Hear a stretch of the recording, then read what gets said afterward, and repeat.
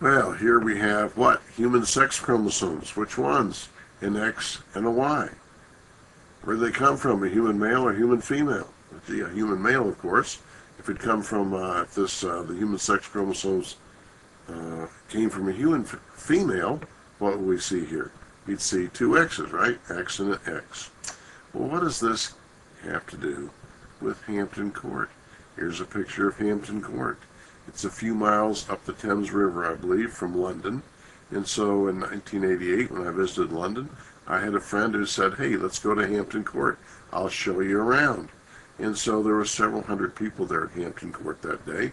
A lot of them in groups of 15 or 20, led by a tour guide, showing them all over Hampton Court. I was a tour of one, and I had my own tour guide. And so it was very interesting all throughout. I encourage you to visit Hampton Court if you ever get to the London area. I'm going to go back and see it again if I ever get back there. But one particularly interesting place was kind of in a little bit lower part of this palace, and today it looks like this. See, what is that? Well, that sure looks like a tennis court. Surely does look like a tennis court. It is a tennis court.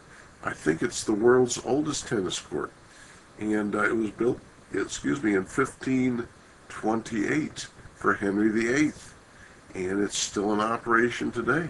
There's tennis clubs that have matches on this court to this very day. And so it was built, though, for Henry VIII way back in 1528. There's old Henry, a dashing figure, and this is probably a little bit more what the tennis court looked like back when Henry VIII was playing on it. And so I was very interested in a sign on the wall. A sign on the wall said that Henry VIII was playing tennis on this very court when his wife, Anne Boleyn, was being executed downriver at the Tower of London. So here's poor Anne, and here's the Tower of London. So, gee, what's the deal with that? Well, Henry VIII, I understand, was horrendously bad marriage material. Is that safe to say? I think that's safe to say. But, so none of his wives deserved their fate from old Henry. But what was Henry's sort of beef with some of these women? They did not produce a male child, right? They produced female children. But whose fault was that? I think Henry must have fallen asleep in biology class. Either that or they didn't know much about this back then. But we know. And what's the deal? Well, you ladies, your sex chromosome genotype is XX.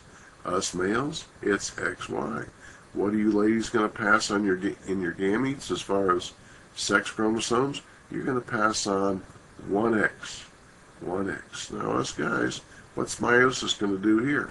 Meiosis is going to produce gametes with either an X or a Y.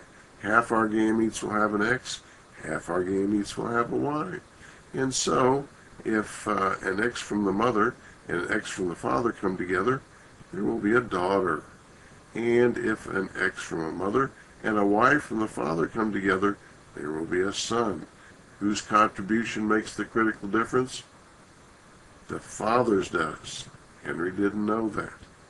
All right, and so his poor wives paid the consequences, although Henry sounds like a bad enough guy. Who knows what would happen to him anyway. All right, let's go back to the lesson material and see a little pen cast that shows us the Punnett square for this situation.